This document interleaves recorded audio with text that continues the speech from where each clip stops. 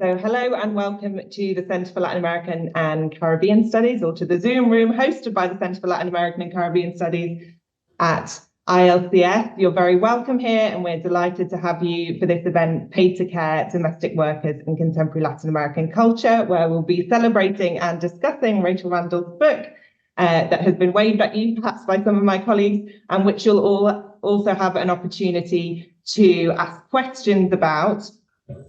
I'm Sophie Stevens. I'm a lecturer here at the Centre for Latin American and Caribbean Studies, and we're really excited about this event. We have Rachel here. We also have Geoffrey Kantaris, María Rossi, and Sonia Roncador, who will be talking to us about this book and their reflections on it, and then we'll be able to move into a moment where you'll also be able to ask questions. I'll give longer introductions to each of our speakers in a moment. As you may have noticed already, the event is being recorded. So by staying and participating in this event, you are opting into that recording. You're very welcome to do that. If you do not want to be recorded for any reason, please keep your camera off, and you can change your Zoom settings so that your name is not displayed. If you do want to ask a question, you can use the chat to do that. Please just say that you don't want your name to be read out if you wish to remain anonymous. Otherwise, if you're happy with the recording, which I hope you are, then when we come to the Q&A, you're also very welcome to join in the dialogue and to speak and ask questions directly to Rachel and our other speakers. Rachel, I might suggest right now, actually, that you just share the link to the book so that those people who haven't got their hands on a copy just yet can see what it looks like, see what the edition looks like, and then later on you can tell us a bit more about how to get it. So I'm just putting the link to the book on the University of Texas Press website in the chat, which hopefully has worked, and that's the place that it's best to get it from if you're in like the US or Latin America, in the Americas in general.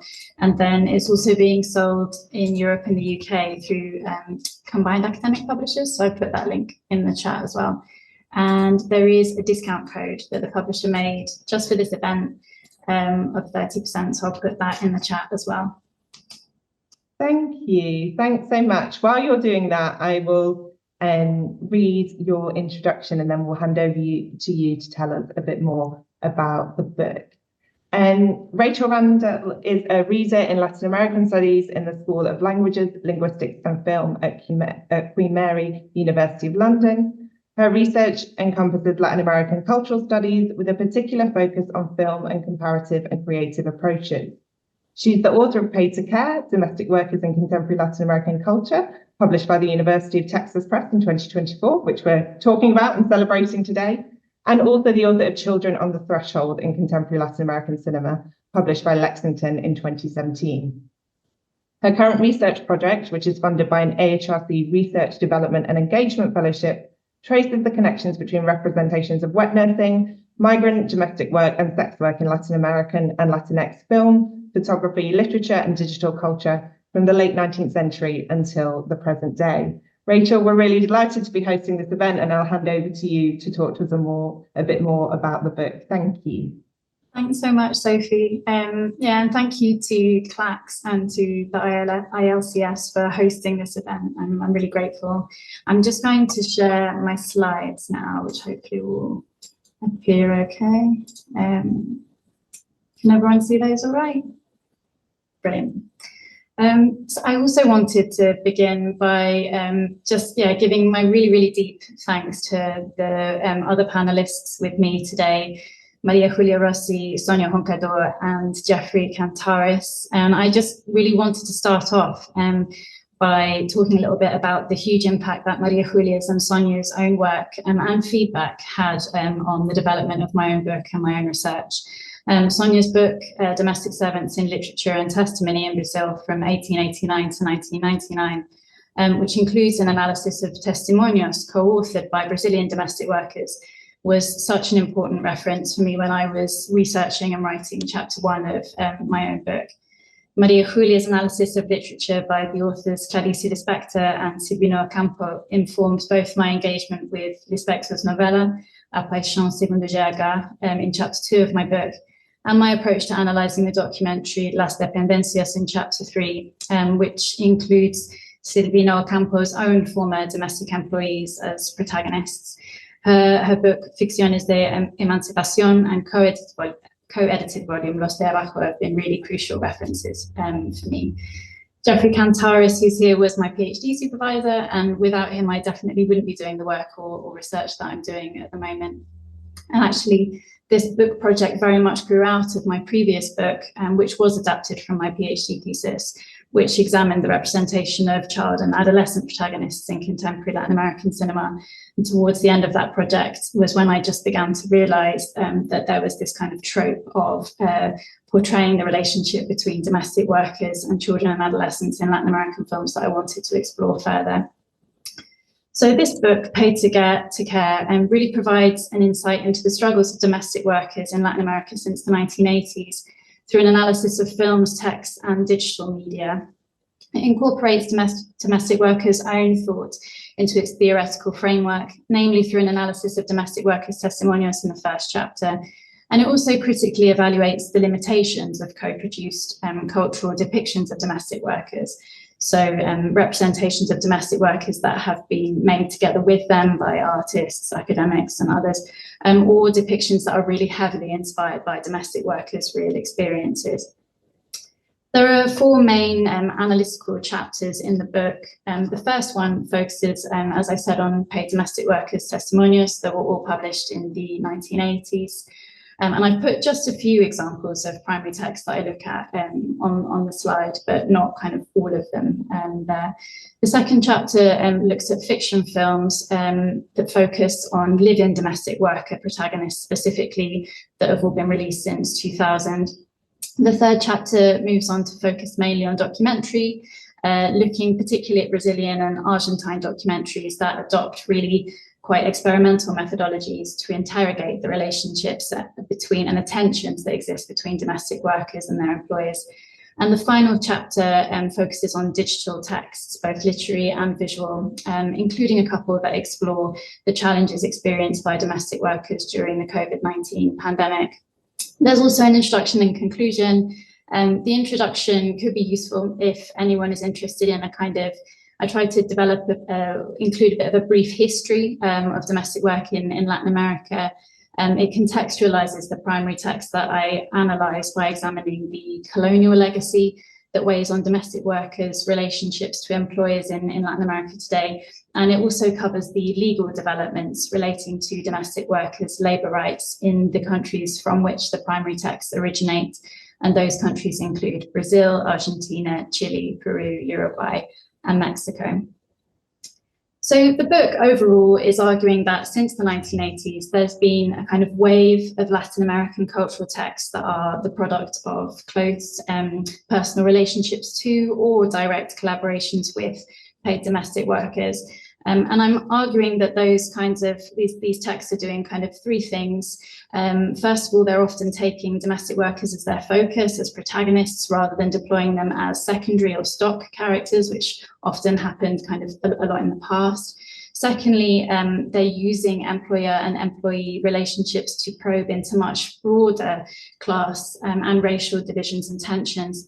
And thirdly, I think these texts are really interested in the way in which relationships between employers and employees are complicated by the affective ties that exist between those two parties. And they're particularly interested in exploring the emotional ties, kind of very complex, ambivalent emotional ties that bind domestic workers and their employers' children. Having said all of that, lots of the works that I look at in the book do continue to deploy well-known stereotypes about domestic workers or invoke nostalgia for intimate relationships to live-in domestic employees. So they are characterised by ambivalence in many cases. And I argue that the difficulty of accounting for the kind of affective or immaterial, so sort of emotional products of paid domestic work culminates also in portrayals of spectral or ghostly paid domestic workers, particularly in the documentaries that I analyse. I think that these works, through those kind of portrayals of spectral or ghostly domestic workers, are also evoking the ways in which domestic work and the category of reproductive labour more broadly kind of haunt the capitalist economic model that's never properly accounted for them, and also allude to the ways in which paid domestic labour relations in Latin America are shaped by the region's legacy of colonialism and slavery. So I'll just briefly now give a little bit more detail about each of the main chapters and just foreground a few more of the works that I look at. So chapter 1, as I said, maps out the ways in which both paid actually and unpaid domestic labour resonate throughout the genre of Latin American women's testimonials. The chapter opens by analysing the treatment of these themes in foundational texts, including the testimonial of Rigoberta Menchú, which many of you might be familiar with, and of Domitila Barrios de Chungara as well, who was an organiser in a Bolivian mining community in the 60s and 70s. And the chapter then moves on to focus on a range of testimonials that specifically explore the lives of paid domestic workers from Brazil, Peru, and Uruguay that were all published in the 1980s. And the analysis ultimately distinguishes between texts that tend to focus on the subject's individual struggles, for example, Diário de Petita from 1986, which you've got a photo of the cover on the slide. And that's a really understudied work by the well-known Afro-Brazilian author Carolina Maria de Jesus. And on the other hand, you have these testimonials that are kind of much more collective publications on the level of both form and content. And that's because they've really been shaped by domestic workers' experiences of unionisation. So examples of those testimonials are the domestic worker organiser Lenira Carvalho's Sou a Gente que Vive Aqui Sabe, published in Brazil in 1982. And also Ana Gutierrez's Se Necesita Muchacha, which collates the testimonials of a group of domestic workers associated with a union in Cusco, the first union to be officially recognised in the country. But that collection was actually published in Mexico in 1983, although a lesser known version of it, with a very limited print kind of run, was actually published a year earlier in Peru in 1982, but under a different title. And these testimonials contain some of the earliest insights provided by domestic workers themselves into their processes of unionisation in Latin America, and they're a really underused resource in that sense, I think.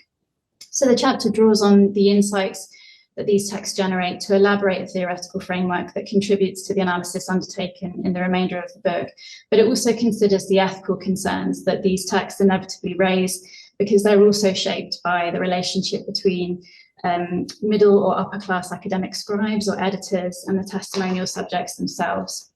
In a couple of cases of works I look at in this chapter, a domestic worker wrote down her experiences herself and was helped in publishing it and editing it by a kind of middle or upper class kind of contact, even an employer. But in all of the other cases, domestic workers recorded their experiences that were then transcribed and published by an academic or scribe.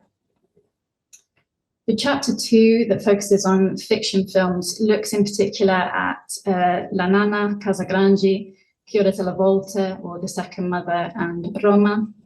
And the directors of all 4 of these films have openly discussed either that they recorded the films in their own childhood homes or reconstructions of their childhood homes, or that the films are semi-autobiographical and inspired by affective ties to current or former paid domestic workers, including in some cases to the individuals employed to help raise the directors themselves when they were children. Consequently, these films are imbued with a sense of emotional indebtedness to paid domestic workers whose labour resulted in personal sacrifices, particularly because they were live-in, that are actually really difficult to recompense. Ultimately, the works are characterised by a level of ambivalence that sees them both pay homage to domestic employees, but also risk reinforcing foundational myths that rely on the subjugation of the racial and gender other, so the live-in domestic worker or second mother figure, so that the modern mestizo or mixed race kind of nation state can metaphorically be forged. The use of abject and bestial imagery in these films to criticise the dehumanisation that live-in domestic work entails also allows this chapter to connect the films with Clarice Lispector's foundational text, A Paixão Segundo GH from 1964. Chapter 3 looks at a range of Brazilian and Argentine documentaries that are the products of artists and employers' direct collaborations with current or former paid domestic workers. And it argues that all the documentaries analysed are characterised by the depiction of spectral or ghostly domestic employees because paid domestic work and forms of what has been called immaterial or unproductive, although I don't agree with the term, labour more broadly, have not been properly accounted for by traditional capitalist economic models. So the first part of the analysis focuses on Argentine filmmaker Lucrecia Martel's made-for-television documentary Las Dependencias from 1999, and makes reference to the well-known Brazilian documentary Santiago by João Moreira Salles from 2007, and also an Argentine fiction film called Raymond by Rodrigo Moreno from 2014. These films, in the chapter, I argue that these films' slow, haunting sequences and emphases on performance contribute to their interrogation of the wildly differing economic values and cultural capital that are attributed to paid domestic work when compared to artistic or intellectual labours, despite the fact that all of these forms of work are characterised by the creation of immaterial products. In Las Dependencias, Lucrecia Martel's defamiliarising use of sound also gestures towards the ways in which real domestic workers supported, inspired, and consequently haunted the literary work of the well-known Argentine author Silvina Ocampo. As I mentioned, it's her domestic employees who are being interviewed in that documentary. The second half of the chapter returns to Santiago and compares it with two other Brazilian documentaries that I think have been really clearly influenced by Santiago. And the other two documentaries are Papais, a short by Consuelo Lins, and Domestica by Gabriel Mascaro. All three films depict domestic workers who are filmed by their previous employers or by their current or former employers' children. And while elements of the documentaries betray a kind of nostalgic yearning for the intimate relationships that have been permitted by forms of live-in domestic service, the films also simultaneously undertake a critical exploration of the ways in which contemporary domestic labour relationships are haunted by the legacy of Brazil's slave-owning past, including by reflecting on their own experimental filmic forms. Chapter 4 returns to the topic of paid domestic workers' testimonials to explore how the genre has evolved in the age of social media. It compares the Afro-Brazilian rapper and influencer Preta Jara's 2016 Facebook page, Eu Empregado Doméstica, with the Peruvian artist Daniela Ortiz's 2010 physical exhibition and virtual photo book, 97 Empleadas Domésticas. So Preta Jara's project used Facebook as a platform to share the stories of current and former domestic workers and their friends and relatives, and she published a selection of those in a wonderful book that was published in 2019 that you can see the cover from on the slide. Daniela Ortiz approached Facebook as a kind of archive. She trawled through Facebook to appropriate photographs posted by upper-class Lima-based families, and each of the images included in her exhibition features at least one domestic worker in the background or at the edges of the frame, often almost not kind of visible unless you know what you're looking for them. And the artist, they're really both kind of wonderful projects, really interesting. In the chapter, I also discussed how the artist's methods inevitably raise questions about the ethics of appropriation in the social media era, most notably, I think, in the case of 97 Empleadas Domésticas. Both works nonetheless enact really powerful critiques of the continuing coloniality of paid domestic labour relations in the region, and Preta Jara's page constitutes a really important element in the struggle to challenge historical forms of discrimination and exploitation in Brazil. However, the fact that for both projects, their creative forms of activism rely on the Facebook platform compounds the ethical concerns discussed in the chapter, because the platform's business model is predicated on the imperative to share personal data, including images or narratives pertaining to others, which is then obviously harvested by third parties for financial gain. And that chapter closes by tracing the connections between these projects and a couple of other works of digital artivism that have addressed the challenges faced by paid domestic employees during the COVID-19 pandemic. So I'll leave it there. I just wanted to finish by saying thanks. And yeah, if anyone wants to get in touch afterwards, then all of my contact details are there as well. Thanks so much. Thank you.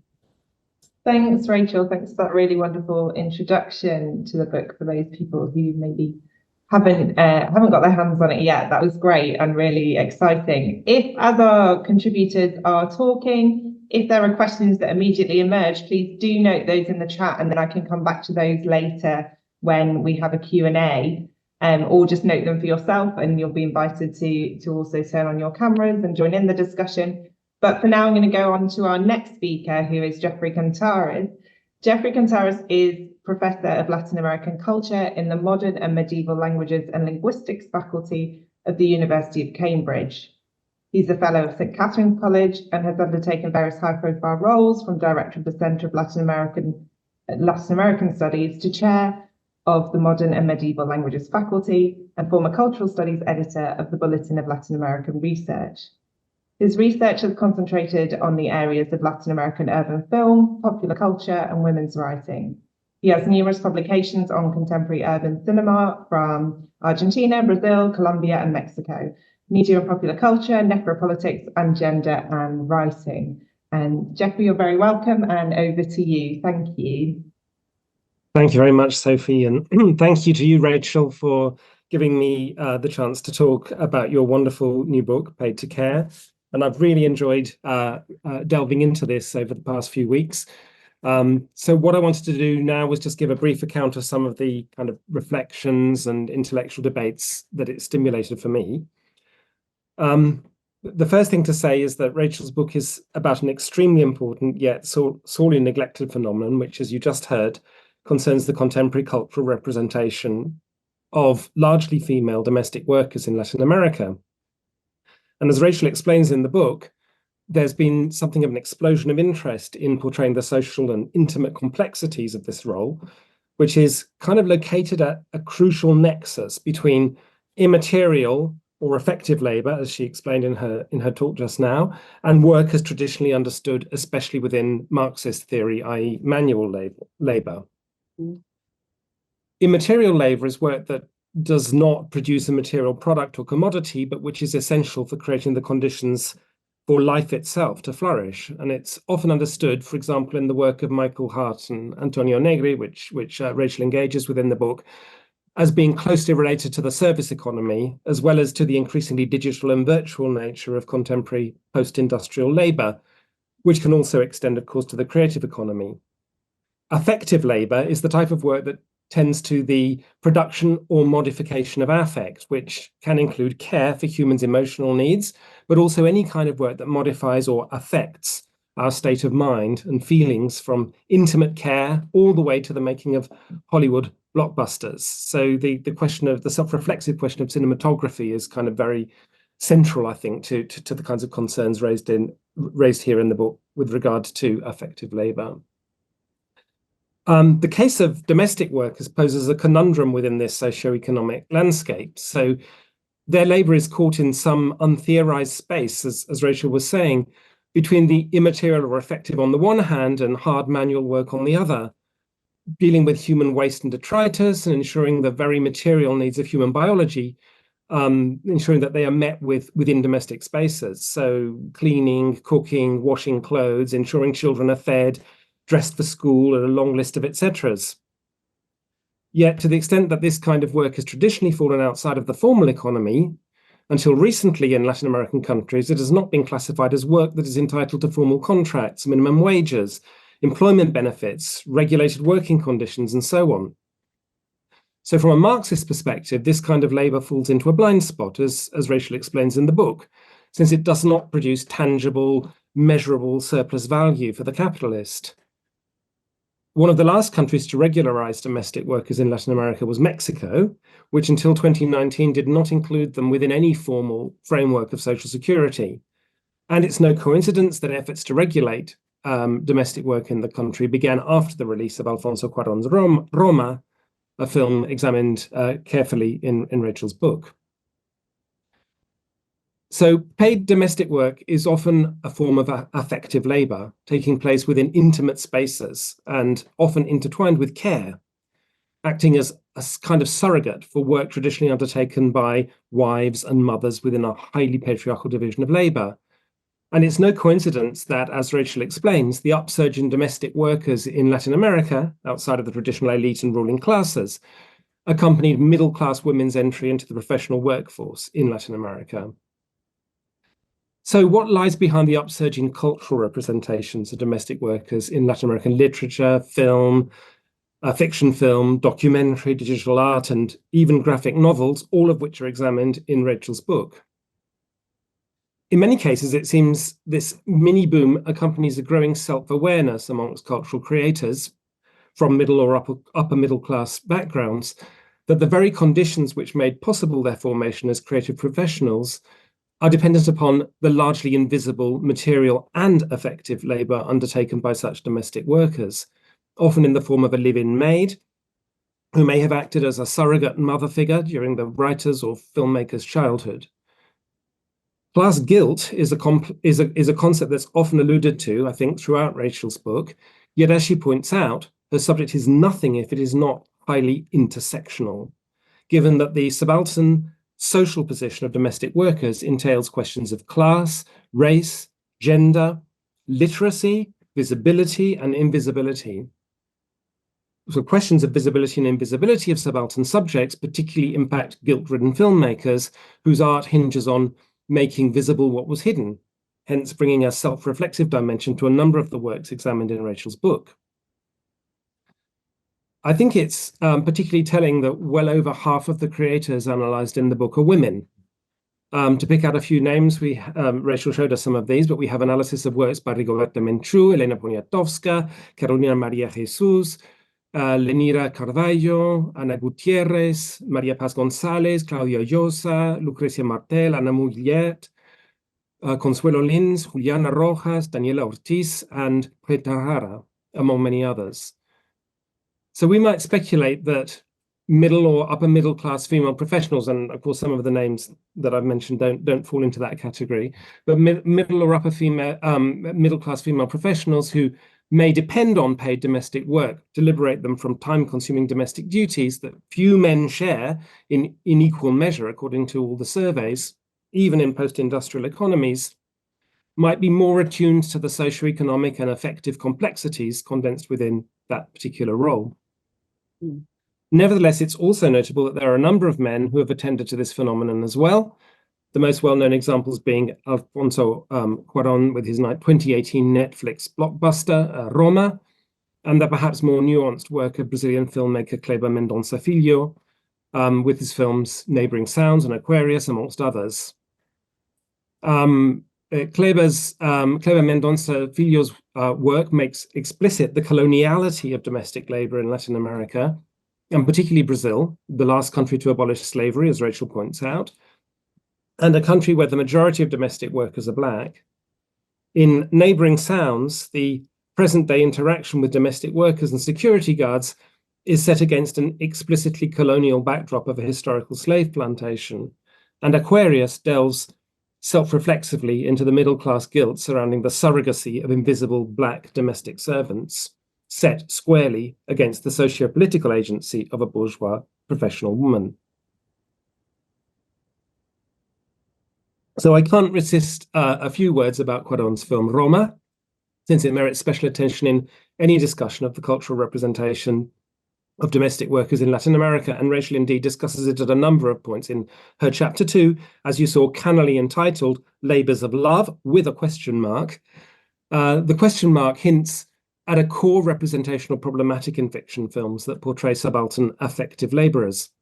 That is, the danger of romanticization of the worker as embodying non-contractual forms of intimate care, a form of gift exchange rather than a commodity exchange, and a form of care that we may more readily associate with the role of a parent than that of a worker. Rachel is very careful in her analysis of Cuarón's film, recognizing that he used his considerable cultural capital as an Oscar-winning filmmaker to campaign actively for the regulation of domestic workers in Mexico, lending his voice to a long struggle that eventually bore fruit with the adoption in 2020 of legal reforms that brought such workers within the formal economic and social security system for the first time. To this extent, Roma can be seen as a progressive cultural intervention that helped catalyze concrete social change, raising awareness about the plight of a hitherto invisible body of workers.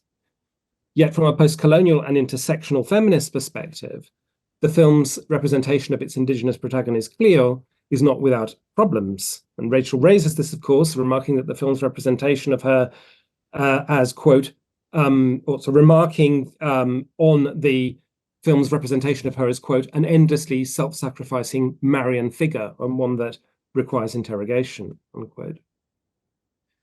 Despite his impeccable social credentials, Cuarón arguably falls into the trap identified by Gayatri Spivak of portraying Cleo as a subaltern woman who needs to be saved by the enlightened actions of people in positions of power and privilege. And in her examination of British colonial discomfort with the practice of sati, or widow sacrifice in India, Spivak coins the famous phrase, I quote, "White men are saving brown women from brown men." This white savior complex turns out to be an extremely apt characterization of Roma, in my opinion. So although the film pays loving attention to the details of Cleo's life and labor, she remains a largely silent, passive character throughout, more an object of the audience's concerned gaze than an active agent in her own right. The specific nature of her indigenous Mixtec identity is subsumed in a more generic, romanticized ideal of the saintly, long-suffering servant. Meanwhile, the white middle-class family she works for are the ones who come to her rescue at the time of her miscarriage. Not to mention Cuarón himself, of course, hovering over the entire film as the paternalistic auteur, the white man who saves a brown woman from the clutches of brown men increasingly caught up with the authoritarian politics of the 1970s in Mexico. So personally, I would perhaps be a little more forthright in the critique of the film than Rachel is, for good reason in her analysis. For all the film's good intentions, Roma ends up aestheticizing, indeed fetishizing, the labor of working class women of color in a way that fits comfortably with the viewing habits of the bourgeois art house audiences who consumed it on Netflix. While it depicts the drudgery and injustice of Cleo's working conditions, its fetishistic black and white cinematography and self-conscious poetic style works to render them strangely beautiful, transforming political anger into best-selling cinematic nostalgia. None of that detracts, of course, from this film and other films analysed in Rachel's books' positive real-world impact. But it does point, I think, to these contradictions, the contradictions and limitations that can arise when even well-meaning members of privileged groups set out to represent oppressed and marginalised subjects. The desire amongst some of these cultural producers to atone for class guilt, racial positioning, and sometimes gender, as in the case of Cuarón, remains constrained by the very socioeconomic structures from which their status as professional workers of the immaterial economy derives. So this is a concern which, of course, is absolutely central to Rachel's book, even as she appreciates and celebrates the new forms of socio-political conscience that these works raise about their subjects. And before you ask, Rachel shows that she's fully aware of her own privilege vis-a-vis the subaltern subjects on which her book is so firmly centered. It's worth commenting on the immense amount of research that's gone into the production of Rachel's book. It's a veritable compendium of the cultural representation of domestic workers in Latin America, extending across genres and media, and fully placing its contemporary works within a broad historical, cultural, and socio-political context. It includes an extremely valuable chapter, as she mentioned there, on testimonial narratives about and by domestic workers, and much of the subsequent theory of domestic work is firmly anchored to these testimonials. But ultimately, what I find so important and refreshing about Rachel's approach is that it insistently returns us to the intersections of culture, society, politics, and their material bases in labor. At a time when so much research on Latin American culture has suffered a phenomenological turn, eschewing the material and the economic in favor of the haptic, the non-representational, the affective, or has turned to sweeping visions of our supposedly post-anthropocentric condition, Rachel rightly returns us to the human, to the material and immaterial scene of labor. Well, there's a lot more I could say, but I'll end there. Thank you very much.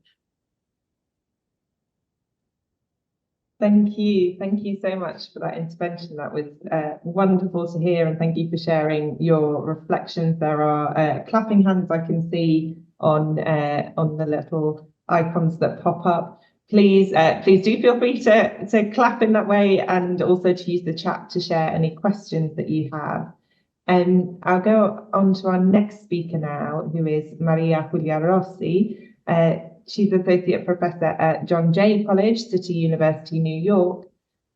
Her research interests lie at the intersections of the politics of representation in Latin American and Spanish fiction and gender studies.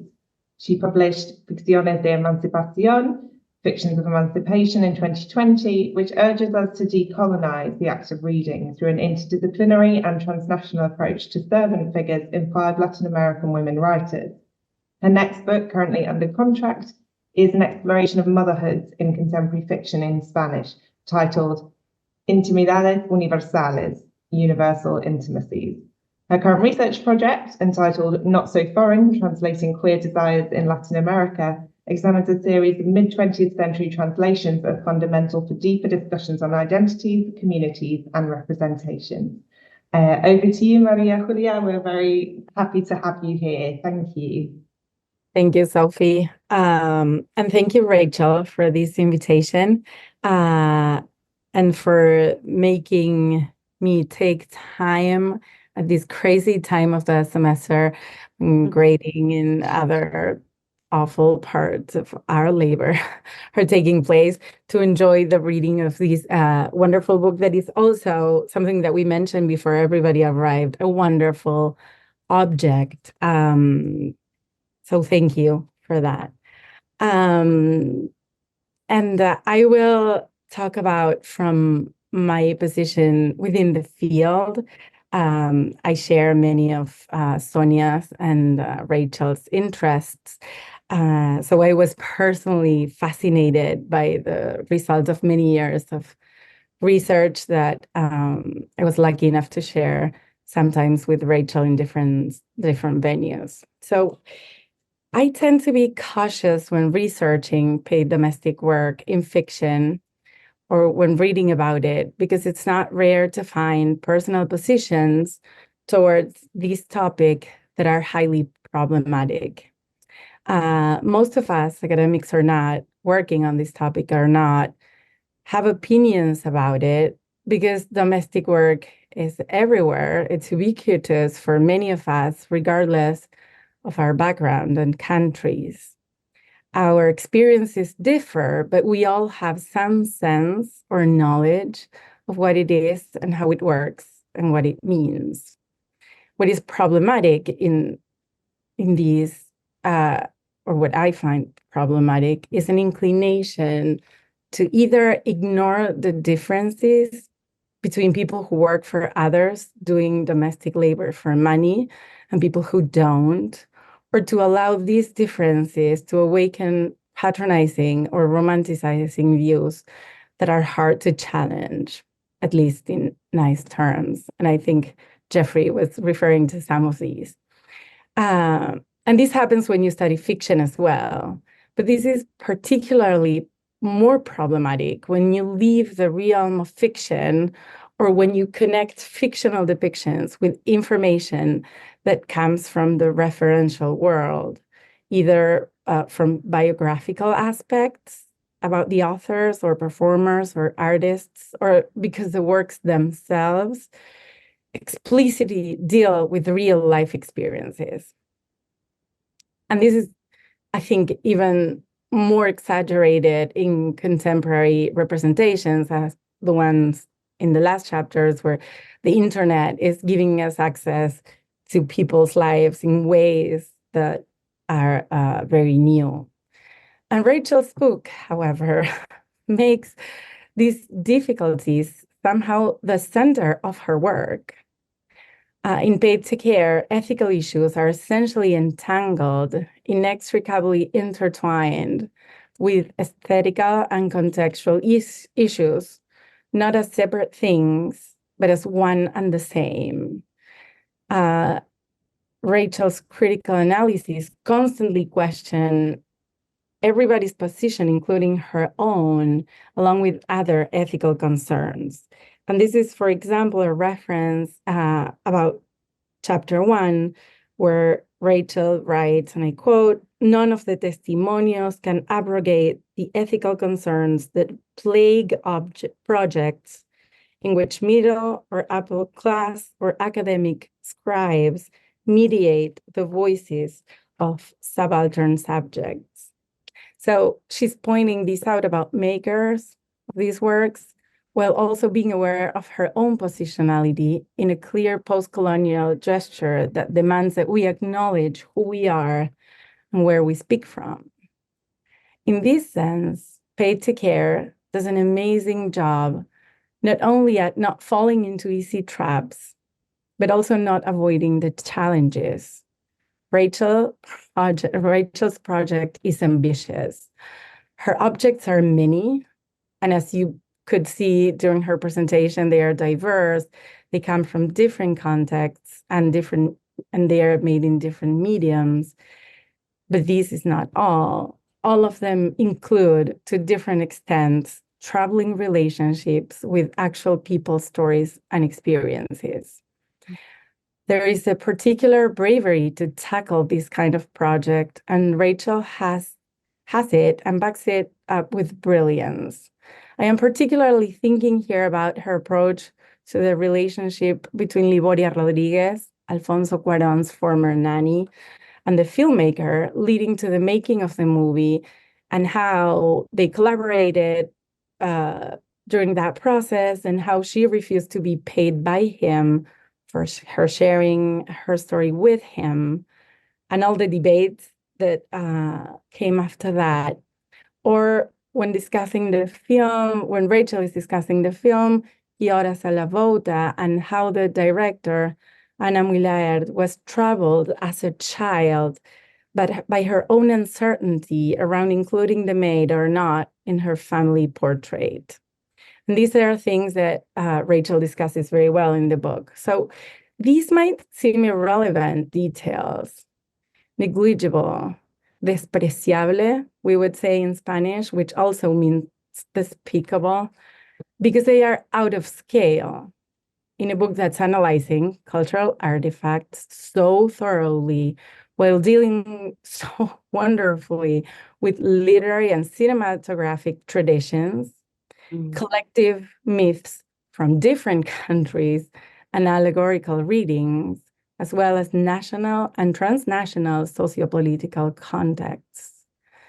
Rachel navigates among different scales with intelligence and care. She does not neglect these details, but makes them part of the imbricated analyses these artifacts deserve. And the result of that kind of multi-level, multi-scale attention is mind-blowing. So my comments are more connected to chapter 2 about fiction film, because that is what I study and what I'm interested in. But I was amazed by the diversity of objects of study that Rachel covers: testimonial, fictional movies, documentaries, and the digital domain. My amazement is not only about the selection that I admire and I'm mostly familiar with, but the different pacts that each genre establishes and the demands each of them require from the audience or the readership. Attention to these, like pacts and requirement and kind of agreements that we all enter when we're consuming these kind of artifacts in a critical analysis is a vast intellectual project. Paid to Care navigates the specificity of each gender and the difficult links with the referential world with special attention to ambivalences and ambiguities. And that's another challenge. How not to close your reading with your own interpretation, but to keep it open, maintaining the multiplicity of possible interpretations is very difficult and very, very well done in this book. I think my favorite critical move in Paid to Care is something that Rachel included in her summary, and is the depiction of spectral or ghostly paid domestic workers as a strategy to account for their effective labor. This critical move basically highlights the most hidden aspect of domestic work, either paid or not: the invisible labor, the unpaid and unaccounted labor. How can any work in any medium depict all the unsaid, all the unfairness, all the secrecy involved in an essentially private relationship that happens hidden from public view in the comfort of the home? By creating the ghostly or spectral in the works, and by analyzing its effect and possible meanings, Rachel does, as the works are doing, the works in her corpus and her book are answering that question very successfully, aesthetically, and ethically. This critical move replicates the creative move made by authors and filmmakers, and contributes to a larger, more visible, and more audible conversation about this topic, not always discussed enough in public forums. I find this notion highly productive beyond the corpus that Rachel curated so well for this book. It works with movies such as Aquarius, that Geoffrey also mentioned, which is not about paid domestic work at all. Towards the end of the movie, there is a specter, like a presence. Actually, what we see is a body in a uniform, like an apron, that appears very briefly at the background. It's a black body with a white apron. And it's a very brief moment in the movie. It's not discussed by any of the characters at any moment. And I found it disturbing when I saw the movie, and that seems to be the intention, but came back to me immediately when reading Rachel's work and her interpretation that expands what you can think about many other movies and books that you see and that have traveling presences around in ways that are asking us to look at them and pay attention. Finally, I would like to share my very personal feeling when reading a book that is about an object that is so close to my own research. So when I read other things, other people wrote about the topic and things are good. And I think this happens to all of us. We tend to feel like, I wish I had written that. And I did have that feeling with reading many parts of Paid to Care, but I also had another feeling, a very counterfactual, impossible feeling that is maybe possible in the multiverse. When I was reading, I wish I had this book when I started my own research.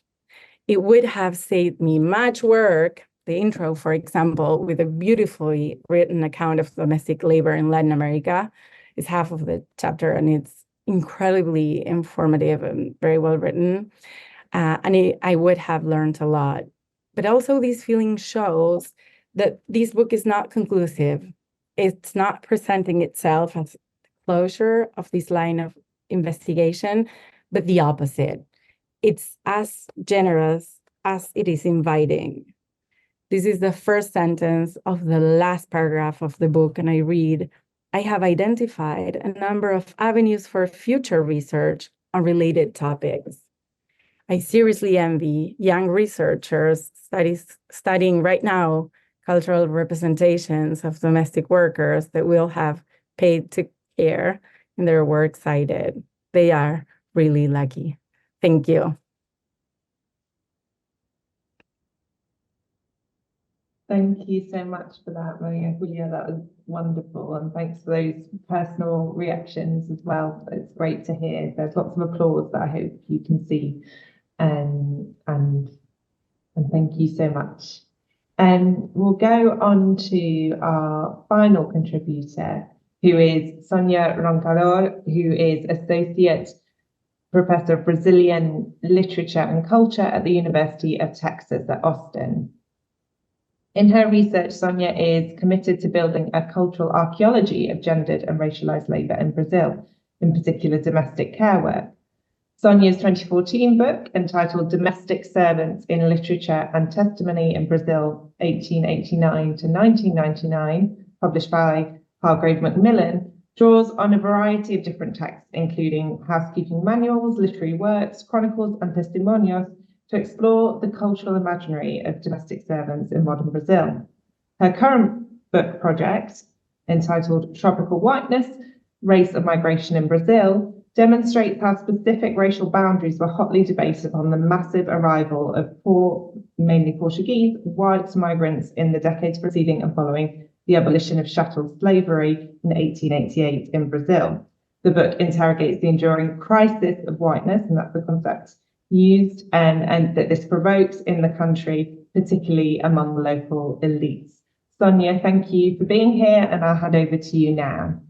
Thank you. Thanks, Sophie. Thanks, Rachel, for the invitation and the opportunity to be here and able to share my impressions of the book. and be part of this conversation. So I also wrote down a few impressions. I was really inspired, and this week, among all the corrections, I sat down and I wrote what I'm going to share, if you allow me. Here I am.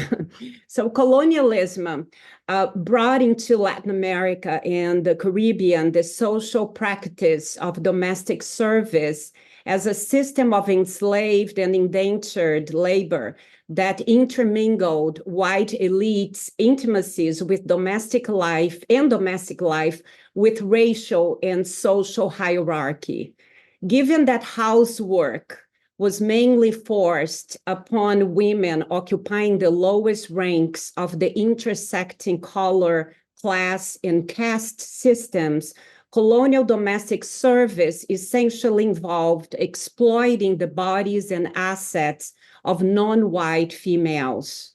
As Rachel argues and demonstrates throughout her study about contemporary cultural imaginaries of domestic employees, housework has persisted in post-colonial Latin America as a predominantly Black or indigenous and female form of employment.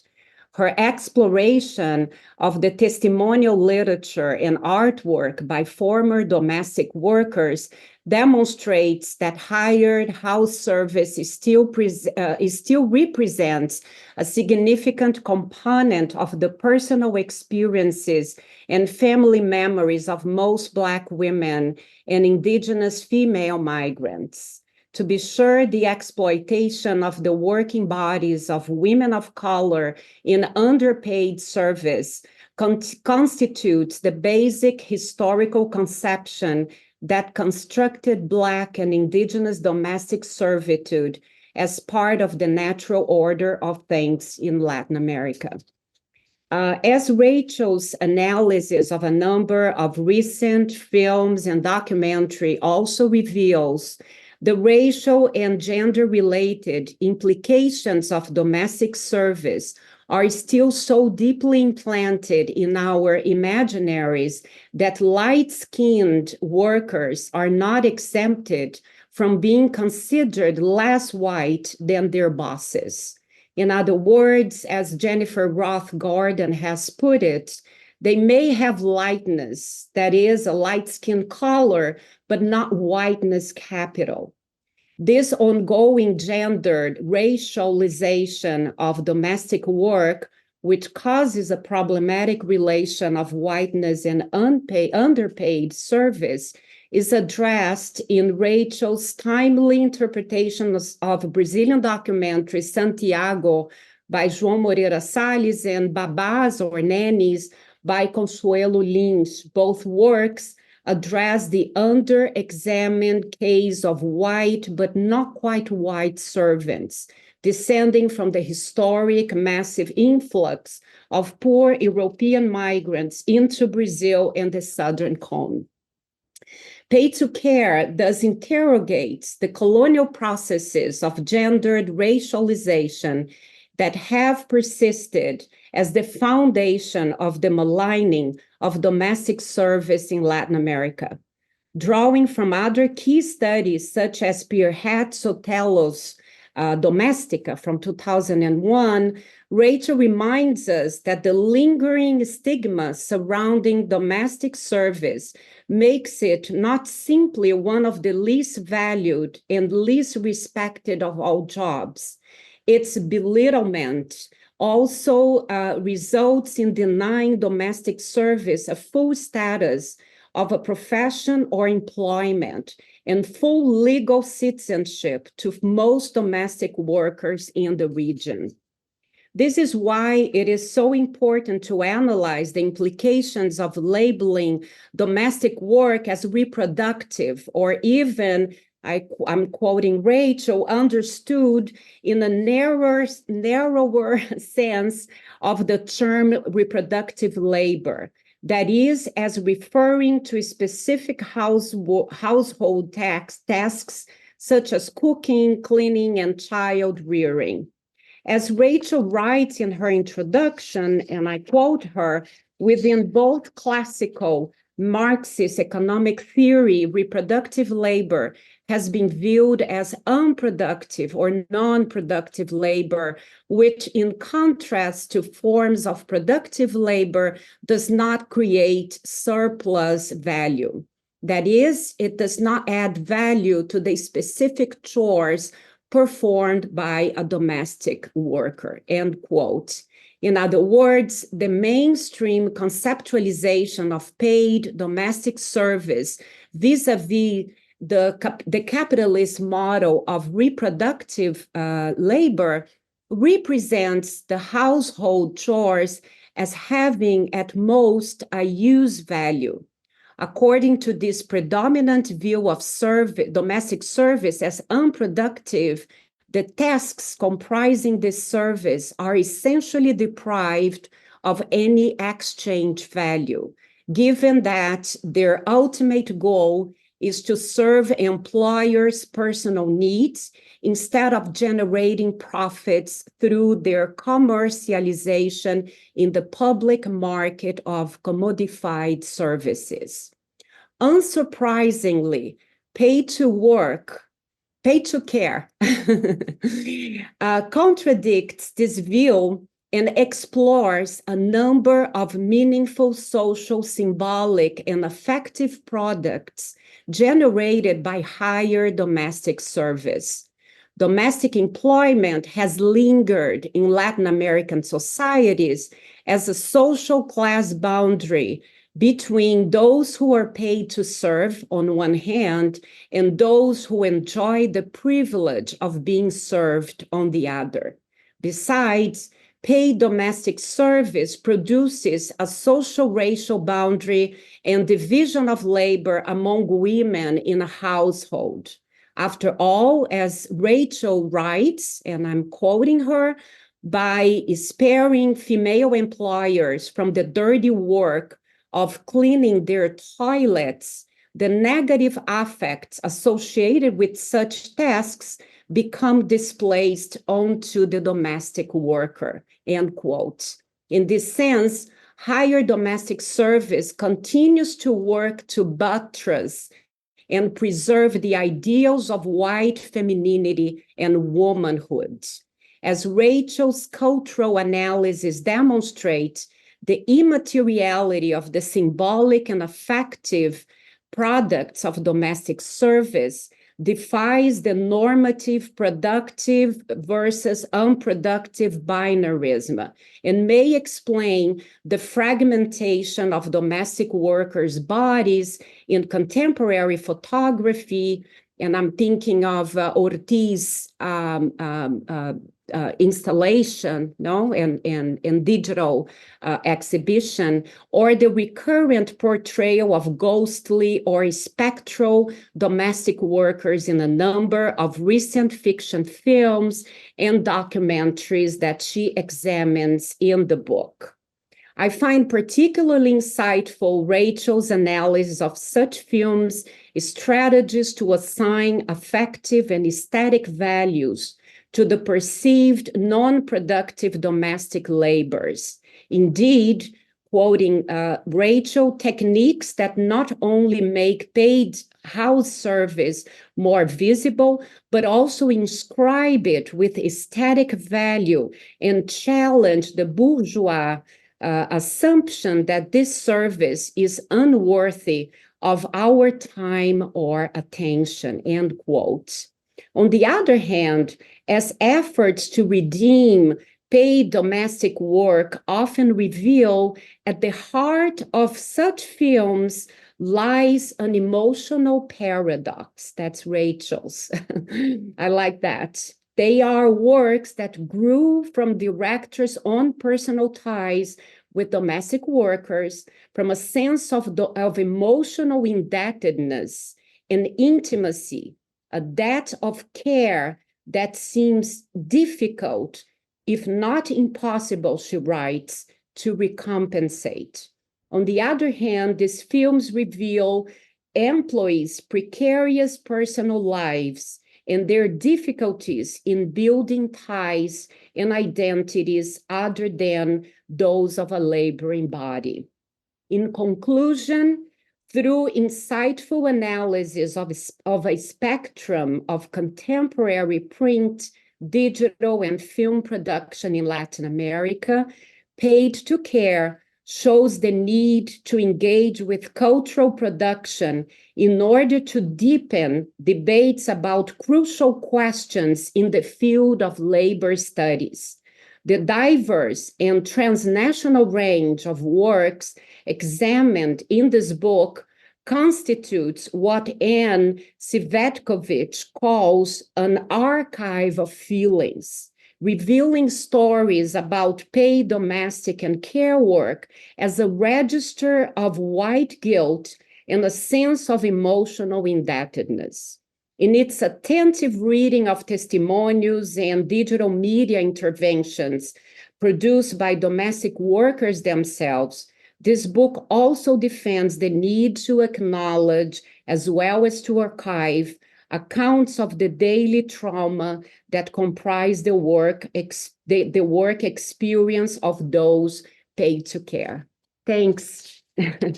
That's my impressions for now. Thank you for sharing them with us. Thank you so much. I hope you can see these clapping hands, and it was really wonderful to hear that. And I think congratulations again, Rachel. I mean, all of these reflections show the sort of diverse areas that you've covered, the different approaches, the methodologies, but also the thoughts that you sparked for lines of inquiry for the future, for ways of working. And so congratulations, and thank you for shaping this event so we have an opportunity to talk about it. And with that in mind, I would like to move on to a moment where people can ask questions.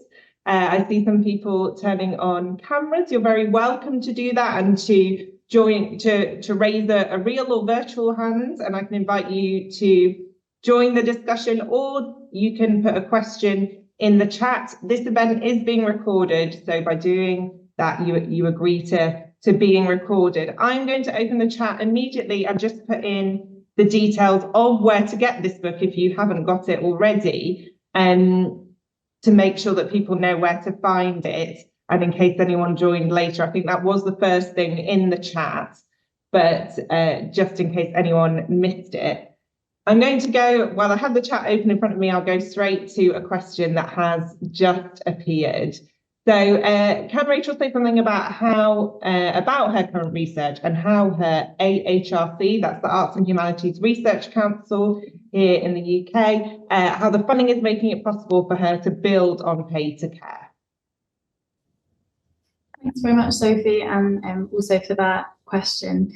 So basically, when actually one of the kind of lines for future investigation that I included in the conclusion of the book relates to the work that I'm now doing as part of the AHRC fellowship, which I feel really lucky to have been able to have. Basically, when I was writing the book, I noticed that lots of the films that I was looking at were making kind of sometimes problematic, sometimes quite critical links between different forms of reproductive labour. So between, and it also came up in the literature as well, links between, say, paid domestic work and sex work, links that you have to be really careful, obviously, when you're talking about them. Links, Sonia mentioned babais as well. There's links there being made between, really explicitly between kind of wet nursing that happened, particularly pre-abolition in Brazil, and relationships between people undertaking childcare, particularly nannies and children, say, in Brazil today. And so the new project is looking at those different links and why and how they're being made, basically between different types of reproductive labour, different types of affective and immaterial labour more broadly. Yeah.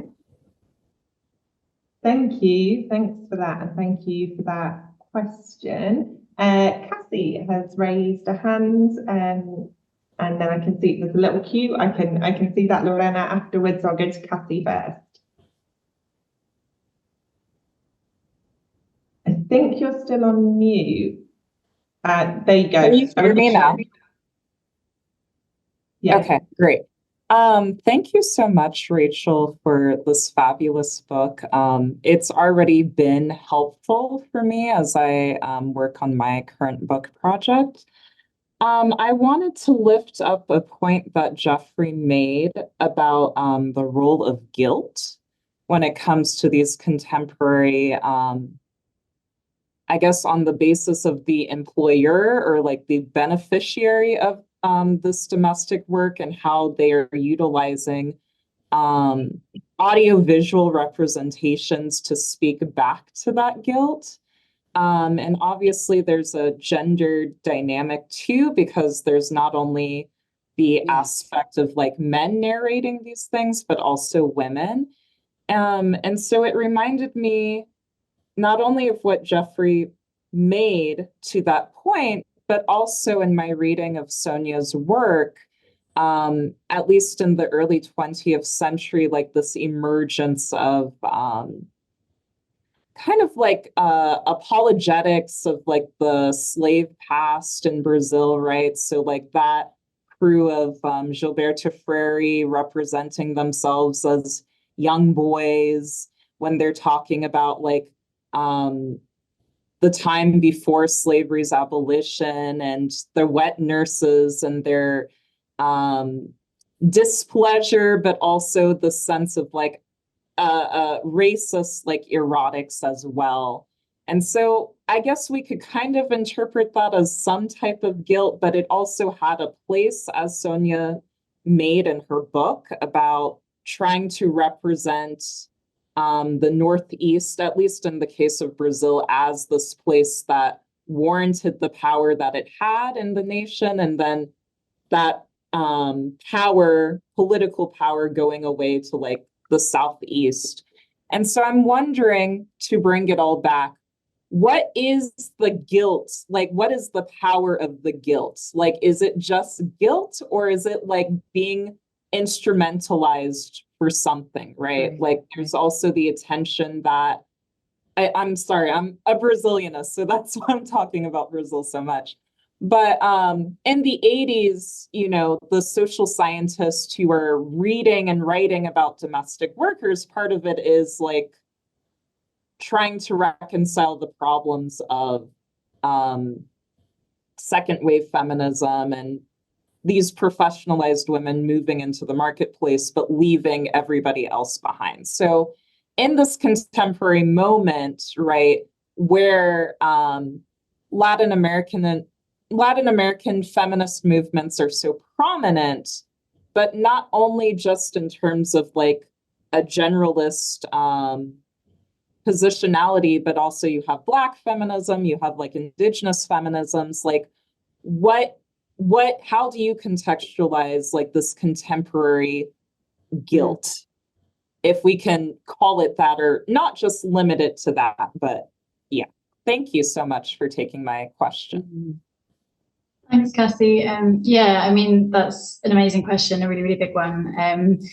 I guess Sonia might also have reflections to add on this one. And I'd be really keen to hear more about your project as well that you mentioned at the beginning. But yeah, it's a really, really tough question. When you were talking about, I mean, I think that guilt plays a big part, particularly in, like, more explicitly in the films and documentaries, so the 2 film chapters, I'd say most of all, because the films are kind of reflecting on, I suppose, fictionalized representations of relationships to domestic workers, that nonetheless they are all inspired by these kind of childhood relationships to domestic workers that help to raise the filmmakers, basically. And then the thing that I found interesting about the documentaries was that they're more open in addressing that.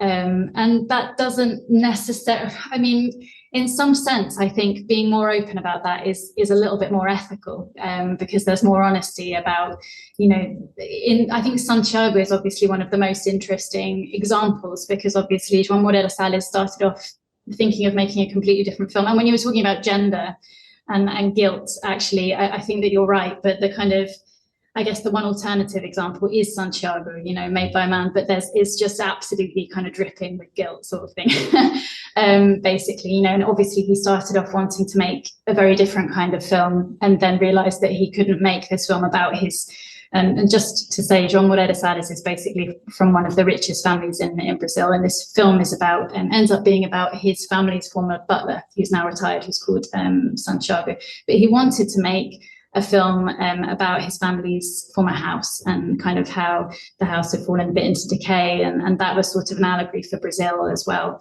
and what had happened over the kind of 80s and 90s. But he ended up realizing that he couldn't make that film without confronting his relationship to Santiago. So I think that one's also an interesting one to consider, I suppose. But yeah, I think there's loads of there's just this kind of ambivalence, I suppose, and it's you have this guilt, but you definitely also have this sort of nostalgia for relationships to live-in domestic workers, for the intimacy that permits.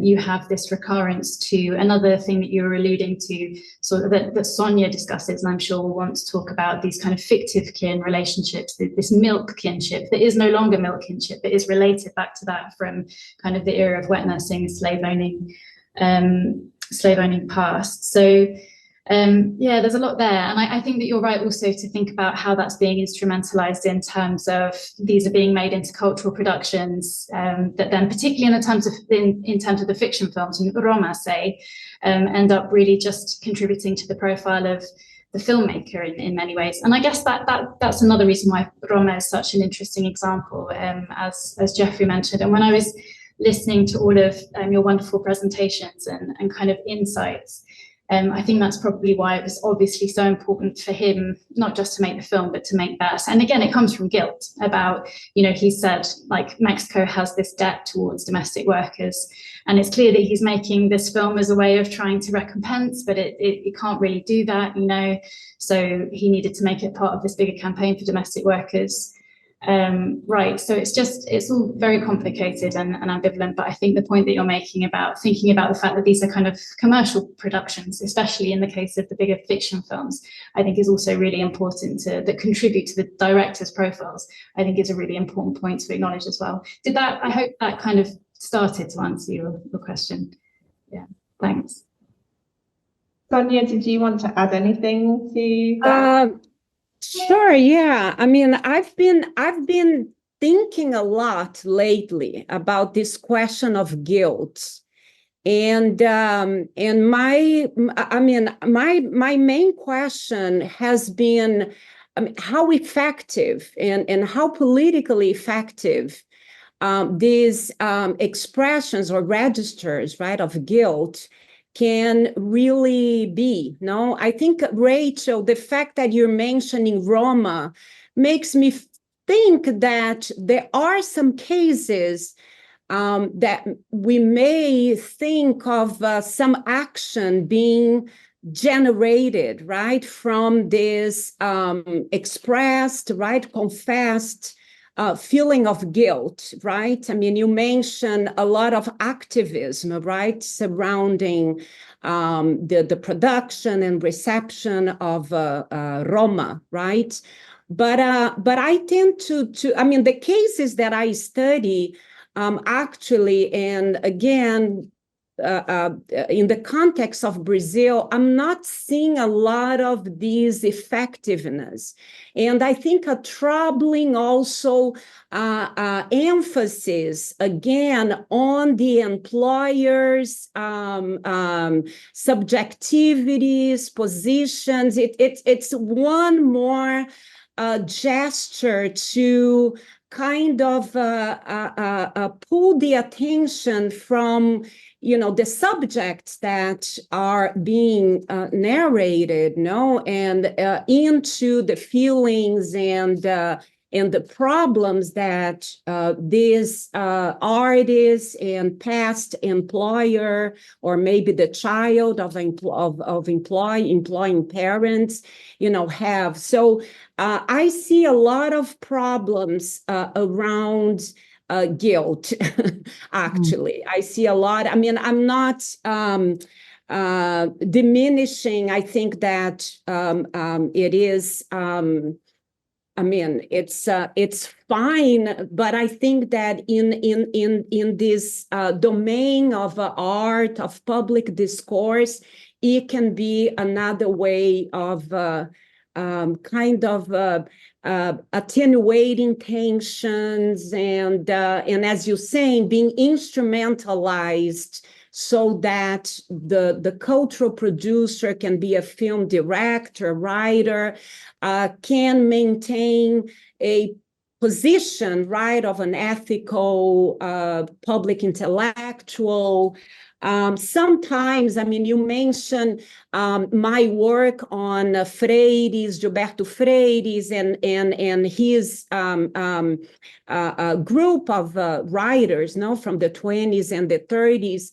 And we see also that they also refer to their past with loving servants, but also in a way to say that the way that they write is more authentic than other white intellectuals without the intimacies that they experience, right, with Black females in the house. So it's also a kind of a gesture of appropriation, of authenticity, you know, among the Black populations, right, on plantations or households, right, and kind of you know, taking this, right,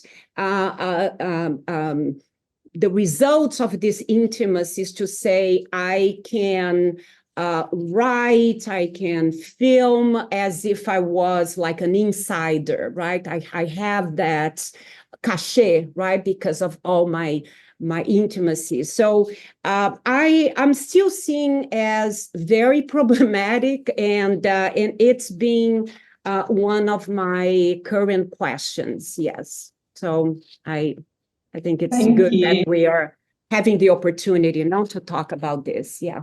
Thank you. Yeah, thank you for that question, which sparked lots of reflection. And María Julia, did you want to come in on that? I know Lorena is waiting to ask a question, but if you had a response to that, I'll come to what we've just been talking about. I'll come to you first and then to Lorena. Thank you. So talking about guilt, I agree with you, Sonia, that there is this first sense of, because guilt comes from the sense of that there is a wrong, there is an original wrong, and the fantasy that that wrong can be fixed by making a movie, that is highly problematic. But I think there are other ways of thinking about guilt in the sense that they are very productive forces. Cuarón didn't need to make this movie. This was not a hot topic for him. He actually could have made any movie he wanted. And this is a movie he made. So I agree that there are many things about Roma that are highly polemic, and we can discuss about Roma a lot, but there is this productive sense of guilt, because if we technically think about that, he's not guilty of anything. He was a child when this happened, right? And a Mulher is the same. Maybe as grown-ups, they did other things, but with the guilt that they are feeling is a transgenerational class guilt that is moving them to do something about that. And facing the fact that they cannot end certain practices that are like everywhere, this is what they decide to do. And there are things that they can plan to say, oh, I am representing this and that, but they are creating conversations like the one we're having right now that wouldn't happen if this guilt weren't that kind of productive force in seeing the wrong and embracing it as their own. Thank you. Thanks for that. Yeah, and perhaps thinking more broadly about these cultural representations as sort of instigators of reflection for society in different ways is really useful. Lorena, you've been waiting to ask a question. Thank you for waiting. I'll invite you to ask your question now. Thank you, Sophie, and thank you, Rachel. I'm really looking forward to reading the book. I think it's going to help me a lot as well with work that I'm doing now. And I had a more kind of a specific question, which is related to some of the feminist discussions that were taking place in the 1970s and 80s. So related to, for instance, the domestic labor debate, and many of the participants regarded domestic work as productive work. And then in Latin America, you had the feminist encuentros that started in 1981, I think. But there was also a debate on the role of domestic work through the research of June Nash and Ellen Safa and others.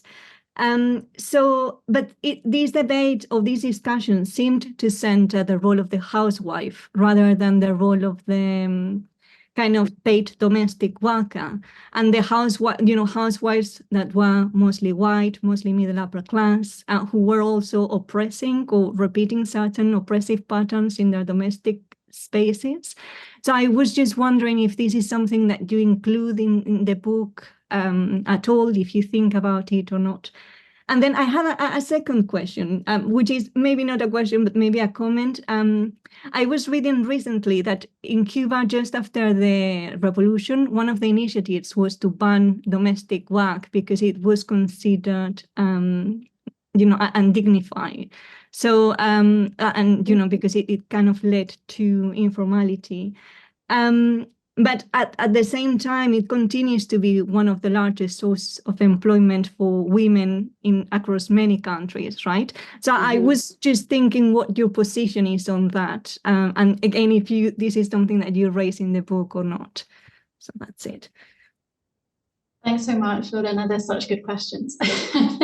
I might have to go away and think about both of them quite a bit more, to be honest. With the first one, where you were talking about the sort of, I guess, wages for housework debate and things like that were developing around the 70s and 80s, and then thereby trying to categorize the work of women staying at home in the home as productive labor in a more traditional sense. So I don't engage, I don't think with that body of theory in the book, mainly because of the focus on paid domestic work. So I make really brief reference to unpaid housework and how the association of unpaid housework, paid domestic labor with unpaid housework has contributed to the tendency to devalue paid domestic work, the fact that they're linked in the introduction. But I don't, that body of theory that you're referring to, I've actually become much more interested in those kinds of ideas since.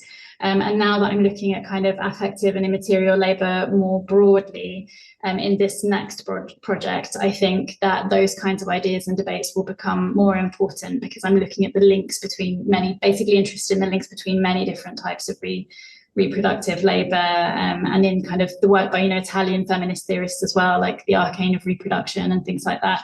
Actually, I've just got kind of much more there's Federici and another Italian feminist theorist whose work I've been reading much more recently and that I'm really wanting to reflect on for my new book. In terms of a ban on paid domestic work, is a really good question. I would definitely need to think about it more, I think, to give a really good answer. I'm not convinced that it would work. Just kind of thinking about it initially now. And I mean, it can be a really important source of income for people, I guess with the criminalization of sex work, it doesn't really seem to do anybody any good. So my initial reflections would be that I'm not sure how effective it would be. But I don't know if anyone else on the panel has any opinions about that particular question. It's definitely something I should go away and think about more.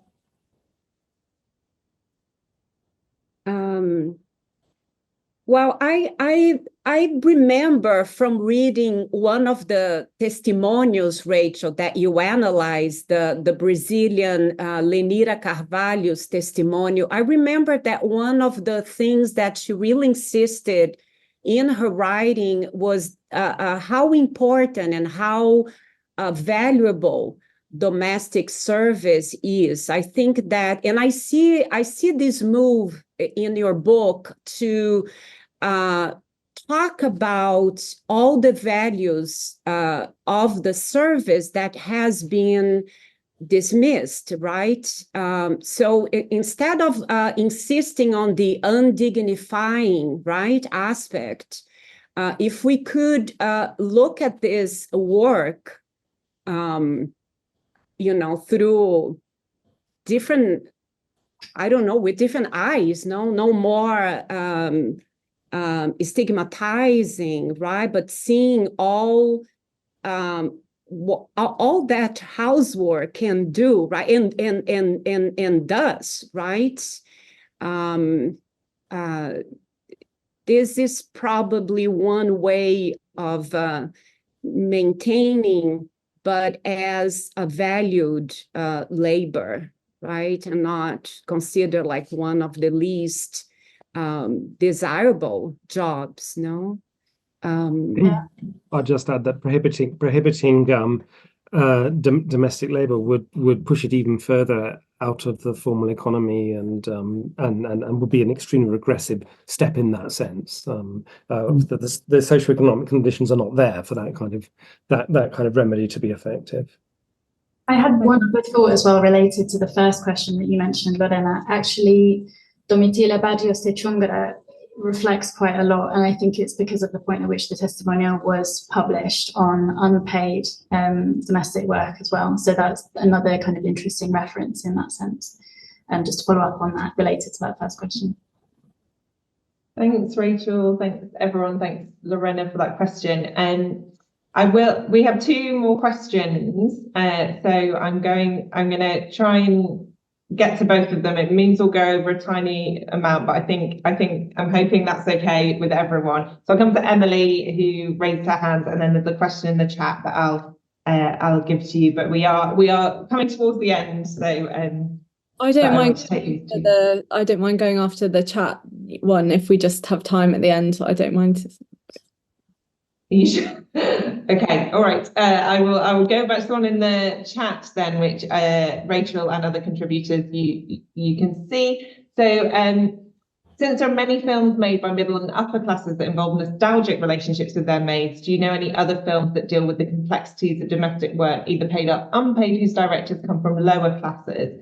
Perhaps, for example, daughters or granddaughters of maids, or who've been maids themselves.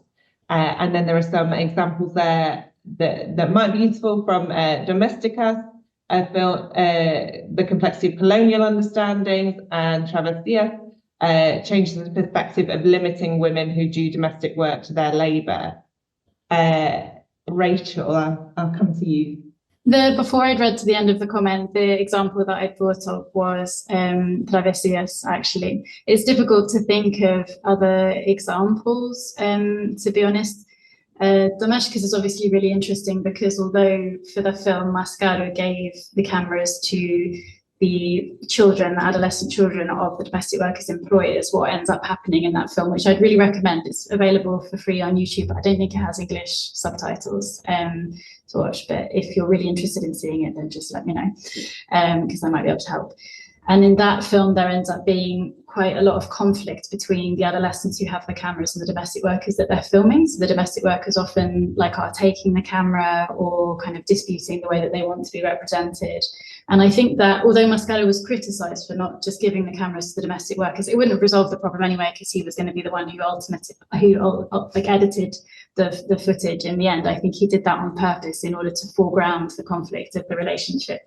But yeah, you go back, and that film does give more of an insight into the domestic workers' personalities beyond their work, I think, as well. Sometimes you have them singing a song they particularly like, or opening up emotionally, or talking about their favourite football team and things like that.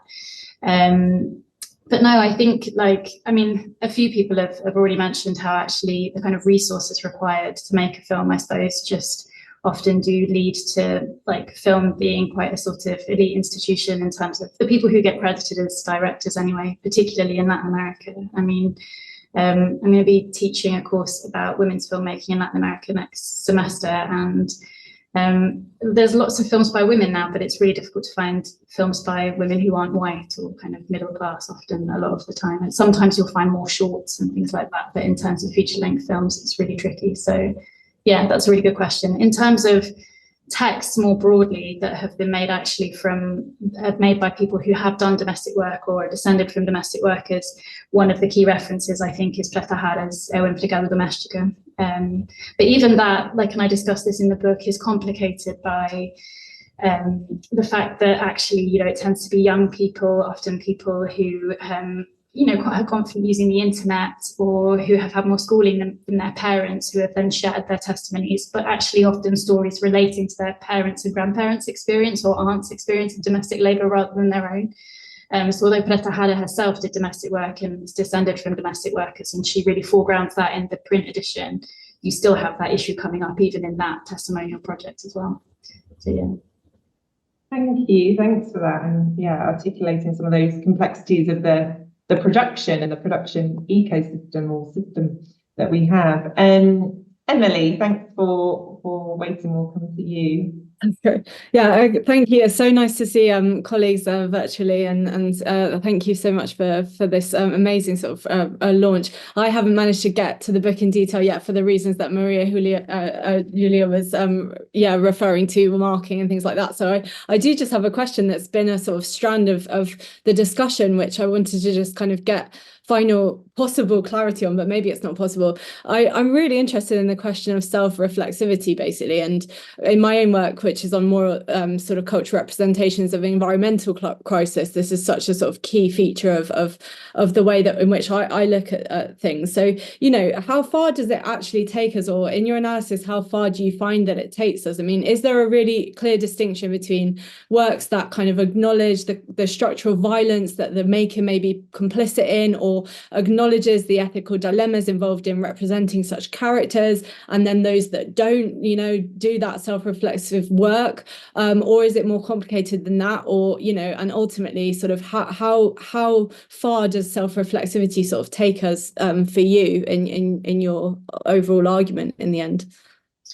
Thanks, Emily. Yeah, I think it's a really good question. I'm not sure that it's one that I have a super definite answer to, like one where I think my views have changed over time, and like a kind of like often changing, evolving.